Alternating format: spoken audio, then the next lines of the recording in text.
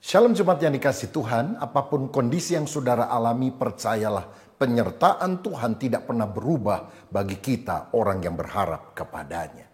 Hari ini saya akan menyampaikan firman dengan judul mengokohkan keluarga di tengah krisis. Mari kita akan lihat Kisah Para Rasul 18 ayat 1-4 dan ayat yang ke-11. Kemudian Paulus meninggalkan Athena lalu pergi ke Korintus. Di Korintus ia berjumpa dengan seorang Yahudi bernama Aquila yang berasal dari Pontus. Ia baru datang dari Italia dengan Priscilla istrinya, karena Kaisar Claudius telah memerintahkan supaya semua orang Yahudi meninggalkan Roma. Paulus singgah ke rumah mereka. Dan karena mereka melakukan pekerjaan yang sama, ia tinggal bersama-sama dengan mereka. Mereka bekerja bersama-sama karena mereka sama-sama tukang kemah. Dan setiap hari Sabat, Paulus berbicara dalam rumah ibadat dan berusaha meyakinkan orang-orang Yahudi dan orang-orang Yunani. Maka tinggallah Paulus di situ selama 1 tahun 6 bulan, dan ia mengajarkan firman Allah di tengah-tengah mereka. Saudara sekalian, Aquila dan Priscilla adalah pasangan suami istri yang mengalami krisis dalam hidupnya. Mereka berdua tinggal di kota Roma dan mereka punya bisnis di sana. Tapi kemudian Kaisar Claudius yang tidak menyukai orang-orang Yahudi menyuruh semua orang Yahudi keluar dari kota Roma. Dan mereka terpaksa melarikan diri ke kota Korintus. Dan di sana mereka harus memulai usaha baru sebagai orang yang suka membuat kemah. Satu kali mampirlah Paulus dan mereka menerima Paulus untuk menginap di rumahnya. Dan ternyata Paulus punya keahlian yang sama dengan mereka. Karena Paulus juga seorang pembuat tenda. Sehingga akhirnya Paulus bekerja 1,5 tahun di sana. Sehingga keluarga ini diberkati oleh Tuhan. Baik secara jasmani maupun secara rohani. Saudara sekalian, pada masa kini pandemi COVID-19 belum usai menimpa bukan hanya Indonesia. Tetapi seluruh dunia, dan krisis ekonomi juga tampaknya mulai berkepanjangan. Dan banyak orang menjadi takut bagaimana kita bisa berkemenangan dalam situasi semacam ini. Tapi berkaca dari firman Tuhan melalui kehidupan Aquila dan Priscilla, walaupun mereka adalah orang yang diusir dari kota Roma, tetapi ternyata mereka bisa tetap hidup di tempat yang baru. Bahkan mereka diberkati bukan hanya secara jasmani tapi juga secara rohani. Nah, hari ini kita akan belajar bagaimana kita bisa memiliki keluarga yang kokoh dan juga mengalami berkat di tengah krisis. Yang pertama, kita harus memiliki sikap hati yang benar. Sikap hati yang benar ini saya jabarkan dalam 3 bagian. Saya singkat sebagai USM. Yang pertama adalah kita harus ulet, itulah sikap hati yang kita miliki. Saudara, pasangan ini harus memulai usahanya lagi dari bawah, dari nol. Tapi mereka tidak putus asa. Mereka pantang menyerah. Dan karena itulah akhirnya mereka menjadi seorang pengusaha yang berhasil. Saya teringat bahwa kesulitan itu seringkali menjadi jalan yang terbuka untuk keberhasilan bisa kita raih dalam kehidupan. Saya membaca kisah seorang bernama Toru Kumon. Dia adalah seorang guru matematika di Jepang. Tetapi sayang anaknya sendiri nggak bisa matematika. Nilainya jelek terus. Karena itulah pada tahun 1954, Toru Kumon ini membuat sebuah metode supaya anaknya itu bisa belajar dengan cepat dan bisa paham tentang matematika. Dan ternyata modul yang dia buat yang disebut sebagai modul Kumon itu bagus sekali. Sehingga bukan hanya anaknya tapi banyak orang belajar dengan menggunakan metode Kumon ini. Kini sudah lebih dari 26.000 tempat belajar Kumon di 44 negara yang menggunakan metode tersebut. Sehingga Kumon dan keluarganya menjadi sangat kaya raya. Kenapa mereka kaya? Dimulai dari kesulitan. Kesulitan mendidik anak belajar matematika. Akhirnya muncul sebuah inovasi. Saudara, kesulitan kalau kita tekuni akan berubah menjadi keberhasilan. Yang kedua, sikap hati untuk berkemenangan dan memiliki keluarga yang kokoh adalah sehati atau kompak. Di dalam Alkitab ada 7 kali disebutkan tentang Aquila dan Priscilla. Selalu berpasangan, tidak pernah disebutkan sendirian. Ini menunjukkan mereka adalah pasangan yang kompak, yang harmonis, yang seia sekata. Dan saya percaya krisis boleh datang kalau kita ulet dan kalau kita sehati, berkat Tuhan akan dicurahkan. Alkitab berkata, sungguh alangkah baik dan indahnya bila saudara duduk bersama dengan rukun, karena kesanalah Tuhan akan memerintahkan berkat dan kehidupan sampai selama-lamanya. Nah, bagaimana supaya keluarga kita bisa lebih kompak? Ada beberapa tips praktis.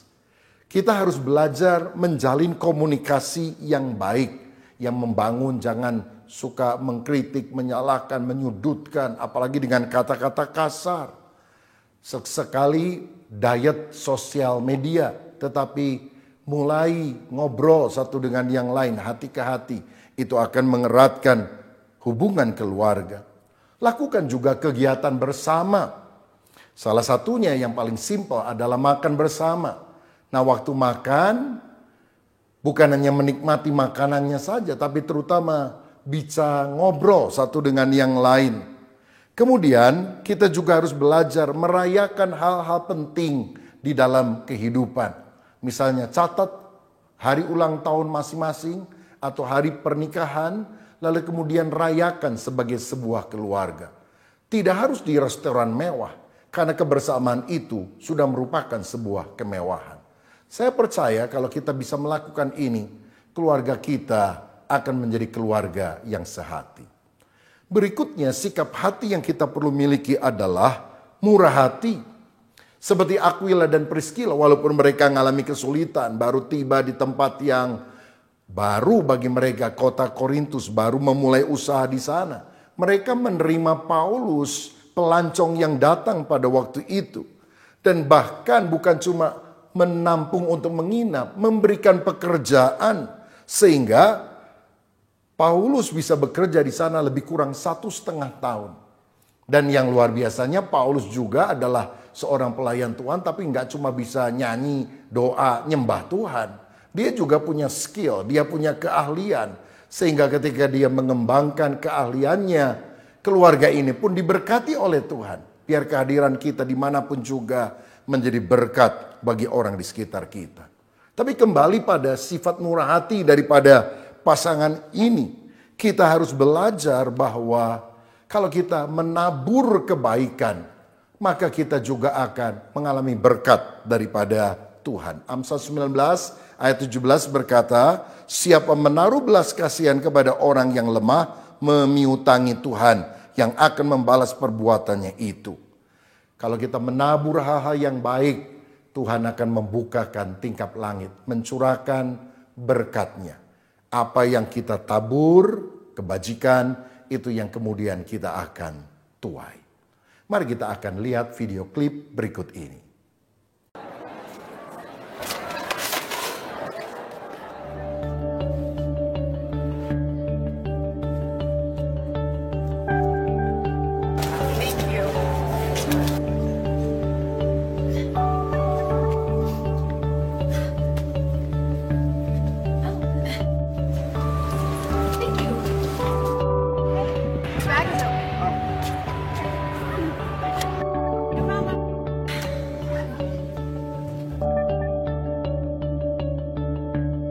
Careful.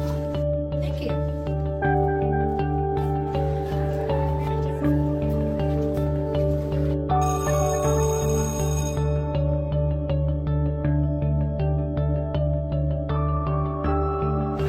Hey. Thanks, man. There are many opportunities of spreading kindness and peace through everyday selfless acts. Pay it forward. Saudara sekalian, kita harus memiliki sikap hati yang benar kalau kita ingin memiliki keluarga yang kokoh dan diberkati, yaitu ulet, sehati, dan juga murah hati. Nah, selanjutnya bagaimana kita bisa memiliki keluarga kokoh, bahkan mengalami Tuhan di masa krisis? Kebenaran kedua adalah kita harus menerima firman dan melayani bersama. Paulus dikatakan adalah orang yang setiap hari Sabat pergi ke sinagoge dan kemudian dia menyampaikan firman di sana, meyakinkan orang-orang akan Kristus dan banyak orang percaya. Tapi saya percaya yang pertama dia lakukan bukan hanya seminggu sekali di sinagoge, tetapi dia melakukannya setiap hari setelah selesai pekerjaan bersama dengan Aquila dan Priscilla. Sehingga Paulus ini mementori pasangan suami istri ini. Akhirnya mereka percaya kepada Yesus. Saya yakin sampai hari ini pun orang yang mendengarkan firman tentang Yesus Kristus, hidupnya akan diubah menjadi baru. Saya mendengar banyak kesaksian tentang orang-orang jahat, mantan perampok, pembunuh bahkan. Tetapi ketika mereka dengar khotbah, hatinya dijamah oleh Tuhan. Ada yang waktu baca Alkitab, dia bertobat, dilawat oleh Tuhan. Sampai hari ini pun firman itu sanggup mengubahkan hidup menjadi baru. Pasangan ini akhirnya diselamatkan karena percaya Yesus. Dan inilah berkat yang terbesar, lebih daripada kekayaan, lebih daripada kemakmuran. Saudara, karena kalaupun kita sukses di dalam karir kita, paling itu bisa dinikmati 70 sampai 80 tahun, lalu kita mati. Tetapi orang yang sungguh-sungguh kenal Tuhan, mereka akan memiliki hidup kekal selama-lamanya. Karena itu carilah bukan hanya perkara-perkara duniawi, tapi juga perkara-perkara rohani. Carilah Tuhan selagi dia bisa ditemui. Dan menarik sekali karena mereka mengenal Tuhan itu bersama-sama. Ya, ada kita lihat kadang istri yang rohani, suami yang rohana. Ada suami pelayanan tapi istri merongrong aja dengan karakternya seperti singa lapar begitu. Saudara, tetapi betapa indahnya kalau seluruh keluarga bisa bersama-sama mengenal Tuhan. Seperti kepala penjara di Filipi yang pernah diinjili oleh Paulus dan bertobat dan dibaptis hari itu juga bersama dengan seluruh keluarganya. Pertobatan seluruh keluarga terjadi. Cornelius juga pernah dibaptis oleh Petrus bersama dengan seluruh keluarganya. Yosua pernah berkata, "Aku dan seisi rumahku kami akan beribadah kepada Allah." Apakah setiap anggota keluargamu sudah mengenal Yesus sebagai Tuhan dan Juru Selamat? Apakah orang tuamu, apakah anakmu, apakah saudaramu sudah sungguh-sungguh percaya supaya kalau mereka mati, kita dijamin masuk ke dalam kerajaan sorga agar ada reuni akbar bersama dengan keluarga kita di dalam kerajaan Allah yang kekal. Kalau ada yang belum percaya, doakan dan injili supaya mereka sungguh-sungguh diselamatkan oleh Tuhan. Saudara sekalian, ayat tadi berkata Priscilla dan Aquila menyertai dia. Jadi setelah 1,5 tahun Paulus ada di kota Korintus, dia kemudian pindah tempat. Dan yang luar biasanya, percakapan dengan Paulus telah menawan hati daripada pasangan ini. Dan tentu bukan karena hebatnya Paulus, tapi karena firman Kristus yang berkuasa itu. Sehingga mereka mengikuti jejak Paulus untuk memberitakan Injil, walaupun mereka tetap menjadi seorang pengusaha yang harus berbisnis. Saudara, mereka kemudian melayani bersama dengan Paulus ke Efesus. Mereka meninggalkan pekerjaan di Korintus. Saya melihat keluarga ini mirip dengan Petrus yang ketika ketemu Yesus meninggalkan perahunya dan jalannya, lalu dia menjadi penjala manusia. Saudara, kita harus sadar, karir akan berakhir di lubang kubur. Tetapi pelayanan dengan motivasi yang tulus kepada Kristus akan memberikan kepada kita pahala yang kekal sampai selama-lamanya. Saudara, rindukan seluruh keluarga kita bukan hanya percaya kepada Yesus, tapi melayani bersama-sama. Saudara sekalian, saya seringkali terharu melihat ada jemaat yang setia sekali melayani. Dari opaknya, ke anaknya, ke cucunya. Ini keluarga yang sama-sama melayani. Ada yang bilang, bosen masa 3 generasi pelayanan terus. Saudara pilih mana? Semuanya melayani Atau anak atau cucu kena narkoba, pergaulan bebas, hidup ancur-ancuran. Mana yang kita pilih? Bukankah hidup di dalam Kristus dan melayani Kristus adalah hal yang indah yang kita harus miliki di dalam kehidupan ini? Nah, menarik sekali kalau kita baca di dalam Alkitab, nama Aquila dan Priscilla yang disebutkan pertama kali, kemudian berubah menjadi Priscilla dan Aquila. Artinya nama istrinya disebutkan duluan. Hal ini bukan sesuatu yang lazim pada zaman dulu, juga di antara orang Yahudi. Kenapa hal itu bisa terjadi? Kemungkinan karena Priscilla adalah orang yang lebih menonjol di dalam pelayanan. Mungkin dia punya karunia yang Tuhan berikan sehingga dia bisa menjelaskan kepada orang lain dengan pengajarannya dan orang-orang bisa memahami isi firman Tuhan. Nah, walaupun demikian suaminya tidak merasa tersaingi. Suaminya menyadari bahwa setiap orang itu punya karunia yang berbeda-beda yang harus saling mensupport satu dengan yang lain. Istrinya juga tidak menjadi sombong. Mentang-mentang lebih dikenal di dalam jemaat, lalu jadi arogan, nggak mau menyiapkan makanan di rumah misalnya, tidak mau menolong suaminya. Dia tetap sadar bahwa suami adalah kepala, istri adalah penolong, istrinya hormat. Dan saya mau katakan kalau pasangan suami istri menyadari peranan dan tugasnya masing-masing untuk saling mendukung, keluarga akan menjadi kokoh. Keluarga itu ribut kalau kita tidak menghargai peranan dan tugas dari pasangan kita. Mari kita lihat klip berikut ini. Babe, can you help me with the laundry? Isn't that your job? I just need a hand. I work in an office, so when I come home, I get to relax. Okay, but my time is valuable too. Oh, really? How much do you make? How much do you make? Sweetheart, I make $25 an hour. Your only job is to take care of this house. I do not ask you to do my job, so do not ask me to do yours either. So you are saying that my time isn't worth as much as yours? Honey, when you start to make some money, then we'll talk. I don't have time for this.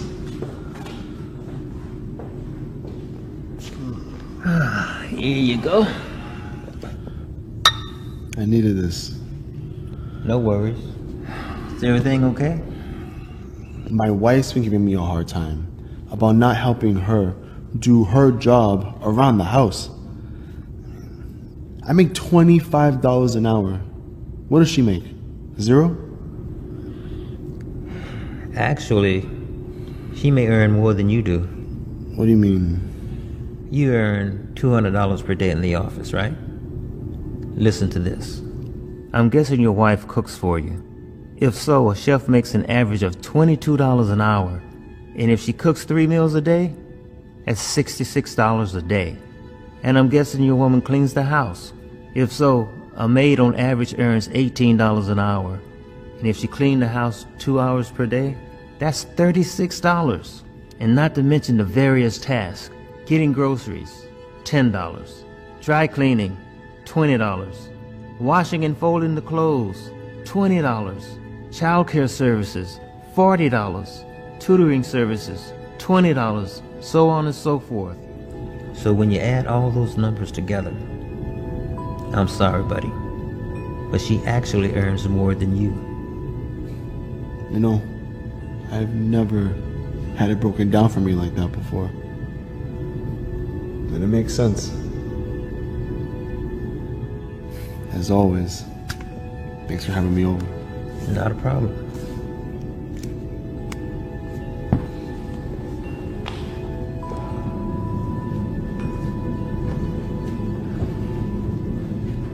Honey, you're doing the laundry? It's late. Don't you have work tomorrow? Baby, I'm sorry that I was disrespectful earlier today. your work at home is just as valuable as my work at the office.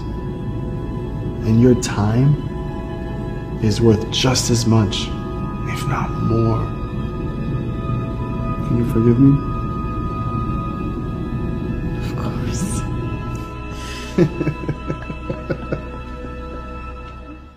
Saudara sekalian, kalau suami tidak menghargai istrinya, ribut, meremehkan. Tapi kalau suami sadar bahwa istrinya juga memiliki peranan yang sangat penting, mereka akan saling mengasihi dan keluarga akan kokoh. Karena itu, suami harus mengasihi istri, istri juga harus menghormati suaminya, sehingga keluarga kita menjadi keluarga yang kuat. Nah, yang berikutnya, bagaimana supaya kita memiliki keluarga yang kokoh, bahkan bisa jadi berkat bagi orang lain. Yang ketiga, kita harus membagikan kebenaran dari rumah. Dalam Kisah Rasul 18 ayat 24-26, firman Tuhan berkata demikian. Ayat 24, sementara itu datanglah ke Efesus seorang Yahudi bernama Apolos, yang berasal dari Alexandria. Ia seorang yang fasih berbicara dengan sangat mahir dalam soal-soal kitab suci. Ayat 25, ia telah menerima pengajaran dalam jalan Tuhan, dengan bersemangat ia berbicara, dan dengan teliti ia mengajar tentang Yesus. Tetapi ia hanya mengetahui baptisan Yohanes. Ayat 26, ia mulai mengajar dengan berani di rumah ibadat. Tetapi setelah Priscilla dan Aquila mendengarnya, mereka membawa dia ke rumah mereka dan dengan teliti menjelaskan kepadanya jalan Allah. Saudara sekalian, Priscilla dan Aquila adalah pasangan yang gemar belajar firman sehingga mereka paham akan firman. Sayang banyak orang Kristen sekarang nggak ngerti apa-apa soal firman. Ya, ditanya tentang ayat-ayat Alkitab nggak tahu dia. Sebutkan 12 nama anak Yakub. Siapa ya? Januari, Februari, Maret. Waduh, saudara. Tetapi beda dengan pasangan ini. Mereka ngerti betul akan firman Tuhan. Tetapi pengetahuan yang mereka miliki tidak membuat mereka sombong. Mereka mau mengarahkan orang dengan kasih. Dan itu nampak ketika ada seorang orator namanya Apolos yang mengajarkan kebenaran secara luar biasa. Dan memang pengajarannya bagus. Cuma ada yang kurang. Dia hanya tahu tentang baptisan Yohanes. Dia belum tahu orang harus dibaptis di dalam nama Yesus. Dan apa yang dilakukan oleh Aquila dan Priscilla? Menyerang dia di muka umum? Memasukkannya di sosial media? Ini salah, ini pengajarannya ngawur dan sebagainya. Sama sekali tidak. Alkitab berkata, pengetahuan itu membuat kita sombong, tetapi kasih membangun. 1 Korintus 8 ayat 1. Kebenaran harus dinyatakan di dalam kasih. Mereka mengundang Apolos datang ke rumahnya. Saya rasa mengundang sambil makan ya. Lalu kemudian berkenalan lebih jauh, lalu sharing. Dan akhirnya karena berbicara dari hati ke hati secara pribadi tidak mempermalukan orang ini di depan umum. Apolos menerima dengan baik. Oh, aku dapat pencerahan baru. Terima kasih, terima kasih. Dan akibatnya apa? Apolos menjadi orang yang sangat berguna untuk membela kekristenan. Saudara sekalian, dia menjadi apologet ulung karena pementoran yang dilakukan oleh Priscilla dan Aquila. Dalam Kisah Rasul 18 ayat 27 dan 28 Alkitab berkata demikian. Karena Apolos ingin menyeberang ke Akhaya, saudara-saudara di Efesus mengirim surat kepada murid-murid di situ supaya mereka menyambut dia. Setibanya di Akhaya, maka ia oleh kasih karunia Allah menjadi seorang yang sangat berguna bagi orang-orang yang percaya. Sebab dengan tak jemu-jemunya, ia membantah orang-orang Yahudi di muka umum dan membuktikan dari kitab suci bahwa Yesus adalah Mesias. Nah, hidup Apolos jadi berkat karena pemaparan firman, pementoran yang dilakukan oleh pasangan ini. Dan di mana pasangan ini melakukan pementoran itu? Di rumah mereka. Karena itu rumah seharusnya tidak hanya boleh menjadi tempat tidur. Bukan menjadi tempat makan saja atau menjadi tempat bekerja, tapi rumah juga seharusnya menjadi tempat di mana kita berbagi firman dan mengalami pertumbuhan rohani. Saudara, Rupanya ketika mereka pindah dari Korintus ke Efesus mengikuti Paulus, mereka bisa diberkati oleh Tuhan dengan membeli sebuah rumah yang agaknya lebih besar dari sebelumnya, sehingga mereka bisa membuka rumah mereka untuk tempat persekutuan daripada jemaat-jemaat. Karena di dalam 1 Korintus 16 ayat 19 dikatakan demikian. Salam kepadamu dari jemaat-jemaat di Asia Kecil. Aquila, Priscilla dan jemaat di rumah mereka menyampaikan berlimpah-limpah salam kepadamu. Paulus menulis surat kepada jemaat Korintus ketika dia ada di Efesus. Dan dia juga menyampaikan salam dari Aquila dan Priscilla di Efesus kepada jemaat di Korintus, tempat dulu mereka pernah tinggal. Saudara, apakah di rumah kita ada suasana hadirat Allah, ada suasana pujian penyembahan, ada firman yang dibagikan? Betapa pentingnya kita menjadikan rumah kita sebagai tempat di mana mesbah keluarga itu dibangun. Saudara, ada panduan yang biasanya dikeluarkan oleh gereja. Bagaimana kita bisa melakukan mesbah keluarga? Awali dengan nyanyian pujian. Baca satu perikop Alkitab. Sharingkan berkat rohani apa yang diperoleh. Entah dari suami, istri, atau anak-anak. Kemudian akhiri dengan doa syafaat. Kalau kita melakukan hal itu terus, maka atmosfer kehadiran Allah akan sangat nyata. Dan kalau hadir, berkat Tuhan, rohani dan jasmani akan terjadi. Seperti Obed Edom, ketika dititipi tabut perjanjian yang menggambarkan hadirat Tuhan, dia diberkati luar biasa oleh Tuhan.